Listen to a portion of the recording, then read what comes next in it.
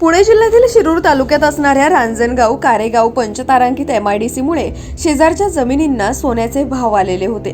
त्यामुळे इथे अनेक बाहेरच्या बांधकाम व्यावसायिक व गुंठेवारी करणाऱ्यांनी जमिनी घेतल्या, परंतु यात काहींनी मोठा अपहार केलाय। बाबासाहेब जासूद यांचीही फसवणूक झाल्याची व त्यात चक्क सरकारी बँक SBI पुणे शाखेचाही समावेश असल्याचे त्यांनी सांगितले। त्यांचे असे म्हणणे आहे की बँकेने त्यांच्या जमिनीवर बांधकामासाठी कर्ज मंजूर केले व त्यानंतर बांधकामासाठी न वापरता बँकेने व बिल्डरने मिळून ते सर्व कर्ज त्यांच्या फायद्यासाठी दुसरीकडेच वापरले आहे। त्यामुळे त्यांची 2017 पासून आजपर्यंत फार मोठी आर्थिक फसवणूक केलेली आहे। या संदर्भात त्यांनी RBI, SBI, CBI व मुख्यमंत्र्यांकडेही तक्रारी केलेल्या आहेत। नेमके हे फसवणुकीचे काय प्रकरण आहे याचा शोध घेण्याचा प्रयत्न केलाय आपला आवाज चॅनलचे विभागीय संपादक रवींद्र खुडे यांनी। पाहुयात। नमस्कार, मी बाबासाहेब जासूद। शिरूर तालुक्यात कारेगाव येथे माझी जमीन आहे।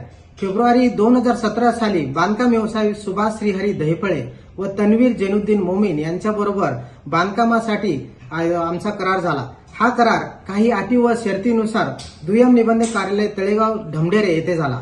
त्यातील महत्वाची अट म्हणजे संपूर्ण बांधकाम हे पुढील 36 महिन्यात पूर्ण करायचे होते। बांधकामासाठी सुभाष श्रीहरी दहिफळे व तन्वीर मोमीन यांनी state bank of India Shivajinagar येथून 5,25,00,000 रुपयाचे कर्ज घेतले।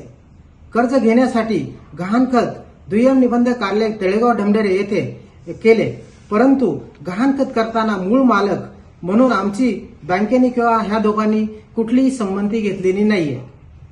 बांधकामासाठी बँकेने जे कर्ज मंजूर केले होते त्यातील काही अटी खालीलप्रमाणे: बांधकाम व्यावसायिकाने प्रत्येक 3 महिन्याला बांधकामाचा पूर्ण आढावा घेऊन चार्टर्ड अकाउंटंटचे सर्टिफिकेट सहित बँकेला सर्व कागदपत्रे सादर करायची।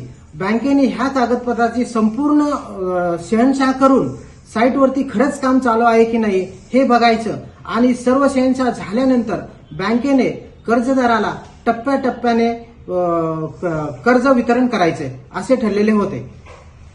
परंतु विशेष म्हणजे गहाणखत झाल्यानंतर लगेचच बँकेने 5,25,00,000 ही संपूर्ण कर्ज रक्कम कर्जदाराला देऊन टाकली व पुढे बँकेचे मॅनेजर यांनी कर्जदाराबरोबर संगनमत करून पुढील 1 महिन्यात 5,25,00,000 रुपये ही सर्व रक्कम स्वतःच्या फायद्यासाठी वापरली।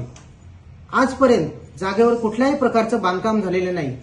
आमच्या अशा झालेल्या फसवणुकीबद्दल शिक्रापूर पोलीस स्टेशन येथे आम्ही सविस्तर तक्रार दिल्यानंतर पोलिसांनी याची चौकशी करून ह्या तिघांवरती गुन्हा दाखल केलेला आहे। आज स्टेट बँकेवरती लोकांचा विश्वास आहे। ह्या बँकेत लोकांचे करोडोच्या ठेवी ठेवलेल्या आहेत। तसेच ही बँक सरकारी असून सुद्धा ह्या बँकेत असा घोटाळा का होतो, यामध्ये अजून किती बँकेचे वरिष्ठ अधिकारी सामील आहेत या सर्वांची चौकशी करणं गरजेचे आहे।